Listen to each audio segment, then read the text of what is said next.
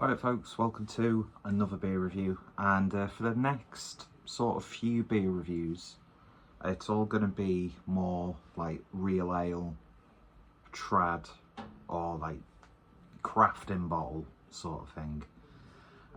That's if these videos make the light of day. You know what my uploading's like. And I thought, let's do something like this, because there's so much more abundance of easily accessible beers from, you know, real ale breweries. If you want to, a lot of them do the craft stuff as well, but you know what I mean.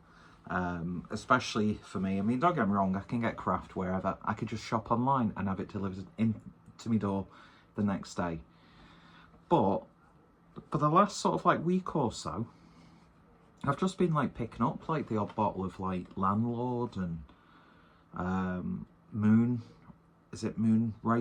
from JW. I can't remember if it's called Moonraker or Moonwalker from JW Lee's. And just remembering how good those beers are. And they don't always, well, they very rarely, if ever, carry a high price tag. Which makes you less inclined to be set up for disappointment. And I thought, you know what, I was in Booths, I went shopping with my friend, we went for a beer in Spoons, went to Booths, and I thought, you know what, they've got a good range of bottled stuff, let's pick up a few. And that's what I did. And I thought, yeah, let's shoot some reviews of these sorts of beers. Not in any sort of like, because people usually do this to have like a break from craft, as if craft beer is the ultimate form of beer. It's just a blanket sort of category, isn't it, really? Do you know what I mean? We attach these labels and things like that. I look like a mess, by the way. Hair is greasy as fuck, and it looks even worse because it's much longer than it usually is. But I've had a couple of days off. I've done a Sunday shift at home. I've been fucking swearing for no reason. Rotted on my bed. It's humid. So that's why I look like this. He looks like this all the time. But I thought, yeah, we throw these like blanket sort of like statements, and then people quarrel about, well, that's not technically craft, is it? And it's like, do you know what? I'm not doing it because of that. I'm not doing it because of like hop burnout or anything like that. It's just, I've not picked up much stuff like this for a long time. And I do tend to find, upon reflection, that these tend to be a bit more dependable. I'd say 9 times out of 10. Don't get me wrong, you can fall into that, you know, trap of drinking just really generic, uninspired blonde ale after golden ale after blonde after a hoppy blonde after a crisp golden ale. And that could, just like having loads of hazy IPAs in a row, can get a bit boring. It can all get boring. That's why you drink as much as you possibly can. Or drink different varieties as much as you can. You don't drink as much as you possibly can, because then that's not going to do you any favours. Not that I can ever tell anyone to stop drinking, because my drinking's probably, a lot of people would look at me and go, it's a bit, you drank a lot this week. But I'd much rather drink this than energy drinks. I think energy drinks in the long run are much more harmful. Science will probably completely destroy this argument, but I find like energy drinks to be a lot more harmful than beer is, when beer is drank in moderation. Anyway, long-winded intro over with. So I thought I'd kick proceedings off. Oh, I didn't realise that bottle opener was magnetised. Stick it to the radiator. So I thought I'd kick off proceedings with a beer from Weetwood Ales. I picked up 2 bottles of their beers while I was in Booths. The booth selection was really good, although for some reason I remember it being a lot more diverse in what options they have. They just seem to have more beers from sort of like less breweries, so the brewery's range of beers that they stock is a little bit bigger. That's not to say there's not a good range. You could easily come out with 100 and odds worth of different interesting beers in there. But yeah, so I thought I'd try this one first. and this is Mad Hatter, which is described as a strong ruby ale at 6% ABV. Mad Hatter Strong Ruby Ale. The punchy, fruity hops cut through the rich malty base to create a balanced, robust and rewarding beer. These guys are based out of Cheshire, so somewhat local. Well, they are quite local really. Cheshire's, you know, not that far at all from where I am. And yeah, I really like the artwork on this. Nice and simple, nice chunky bottle, a nice simple bottle cap. Using the Lallemand, I don't know, is it even French? Picked this up from an industry show. That's so wanky, even as a joke that came across as wanky. So yeah, got me Eagle and Child 25th Annual Beer Festival 2020 glass. Picked this up last time. I don't think it was that long ago when me and Mersey Beers went to that beer festival. Surely that is not 5 years ago. So I thought, perfect glass for a beer like this. Can't find me dimpled mug, but then you don't want to play too much into that stereotype, do you really?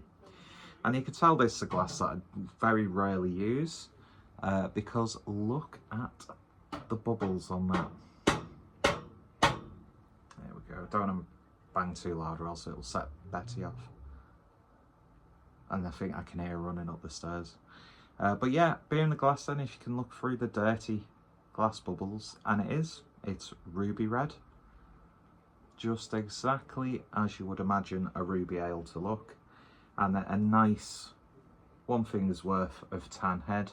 Probably should have poured a little less in there so I could get a good spin and sniff. Yeah, I'm doing a terrible job of swirling that around the glass. But it looks like a good solid pint, doesn't it? Really. Even though it's technically not a pint, but you know what I mean. If you were served that in the pub, maybe a bit higher up, then you'd be happy with that presentation. That's the one thing, well, some people could say there's a lot of problems with Skem. The real ale scene in the pubs, considering that I've literally got a craft brewery on my doorstep. You can get like your odd milds and things like that. I usually just settle for a nice Guinness, because my local pub does Guinness very, very well. Sometimes they'll swap out, like they'll change, because they've had like Beavertown in there before, they've had Salt in there before, they've got that JW Lee's light beer, which is like 2.5% or something like that. That's what they had last time I was there. And that's an interesting option aside, you know, if you don't want your Moretti or your Coors. Although I'm going to say it, a nice decent pint of Coors, you can have a few of them if the lines are kept well. Any beers, most beers are good if the lines are kept well, unless you don't like that beer in question. But yeah, the real ale sort of scene in Skelmersdale is something to be desired. Whereas if I get a bus 20 minutes away into Wigan, you've got some absolutely fantastic traditional real ale pubs that have consistently, you know, served a good range of cask for years. And then of course you've got some really good craft beer places. Don't know what I was doing then with my fingers, but we just ignore it. And then of course you go into like Ormskirk and Burscough. Again, a nice diverse range. Southport has got a few little surprises in there. I don't necessarily have to do what I used to and go to places like Liverpool and Manchester just to get a good selection of beers. So I should be thankful instead of going, well, Skem's up there. But do you know what I mean? It'd just be nice. But I suppose the market's not there for it, is it really? Pubs can only sell the beers that people want, and people will only drink beers in a pub that they like. But yeah, good Guinness locally. I don't want to dox myself. Anyway, looking very nice, head settled beautifully as we were rambling on there. Mad Hat, Cheshire Cat, Cheshire Brewery. don't know, hang on, let me see what other beer did I pick up from these? Yeah, Cheshire Cat. So I don't know if all their beers are Alice in Wonderland sort of inspired, or they've just got like a sub-series of beers based on Alice in Wonderland, because they're based in Cheshire Cat. And you thought the Epstein files was a revelation. Anyway, we won't talk about that. What files? Anyway, looking good. I've gone on for way too long. I've got about 5% of my battery on my phone as well. So this review may not see the light of day. If you're watching it, it obviously has. Anyway, looks good. Looks decent. Looks hearty. 6%. I'm interested to see if the ABV comes through on this. Should we just find out and shut the fuck up? Cheers, everyone. Let's give it a sniff. And that's a really nice berry, fruity sort of aroma. Almost has like a cherry bakewell, cherry pie sort of thing going on. It's even got a nice sweet cakey malt bill, I should say, in there. A little bit of like grassiness coming from the hops. I'm not sure what they've actually used in this. It doesn't, it probably says somewhere, but I don't know. It would be nice to know what hops are in there. But I imagine it's not going to be hoppy because it's, you know, it's a ruby ale, isn't it? What a stupid thing to say. Anyway, cheers, folks. Let's give it a taste. Smells good.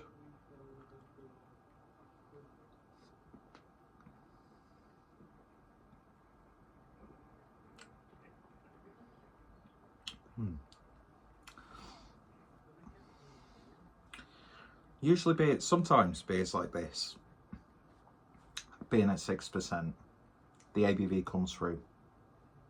This, it is hearty, but you're not going to expect it, but sometimes you do get it. You're not getting any sort of like booziness there. There's a little bit of warmth as it goes down, but nothing really to write home about.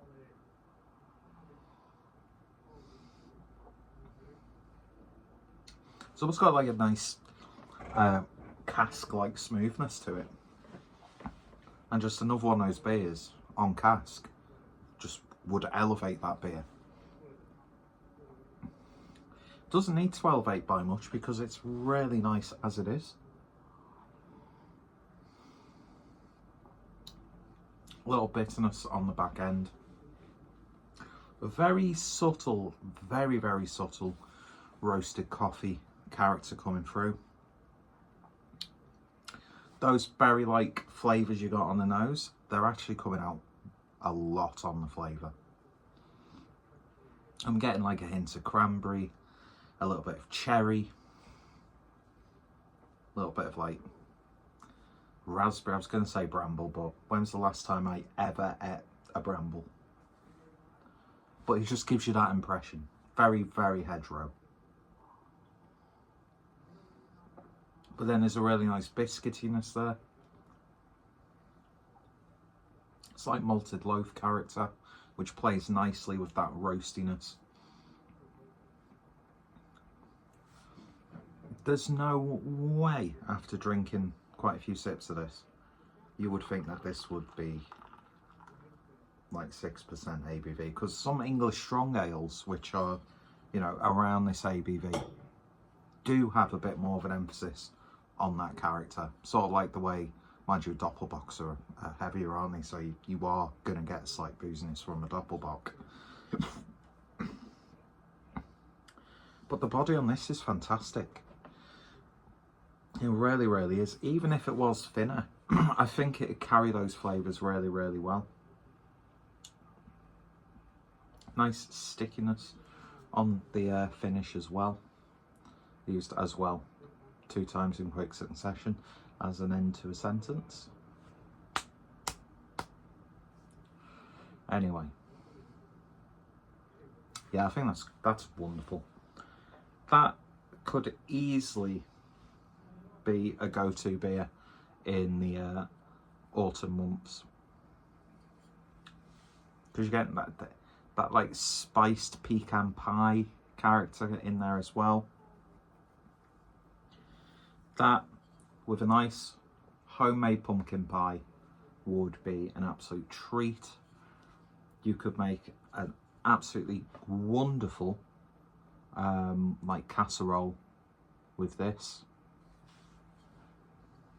Bags full of flavour, bags full of character, and it didn't cost me an arm and a leg to be disappointed. Do you know what I mean? I'm far from disappointed with this. We're off to a great start of this sort of little series, because I do need to have more representation of breweries like this on the channel. You know, it can't always just be, oh, I got this American IPA that I paid £12 for. It tastes like every other IPA. I don't want to fall into that camp of being that person either, because when you have a really good example of a beer style that is oversaturated, you remember why you enjoy that style and why it's probably, aside from lagers, the most purchased style of beer. For me anyway. But no, Mad Hatter, mad flavour. And a beer that you'd be I'll probably make this same reference with the Cheshire Cat review, a beer that you'll be very happy to fall down the rabbit hole with. Take this on your country walk with your dog, pack lunch, bottle of this, sat by a canal on a bench.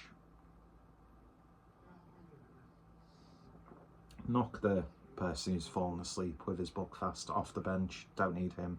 It's blight on the landscape anyway. That's a joke, by the way. I think I'm one of the very few people who has time and compassion for the homeless. But it is what it is, folks. And what this is a terrific beer. I really, really like that. And I would happily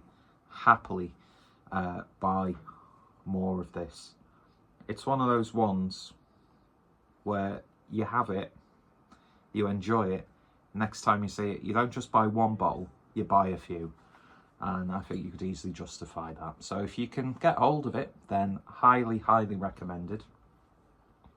A great example of a ruby ale.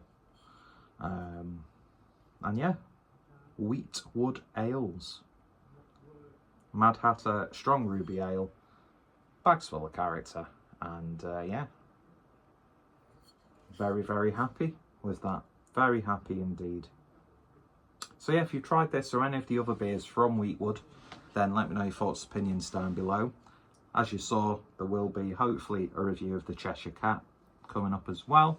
I picked up a nice humble selection of beers, and yeah, it's just got me really interested in actually spending more time and reviewing beers like this. Anyway, let me know your thoughts, opinions down below. Weetwood is in the description. If they've got a web shop, I'll put it in the description as well. And yeah, lovely stuff. Thank you for watching, and yeah, see you later. I'm more of a texture guy myself.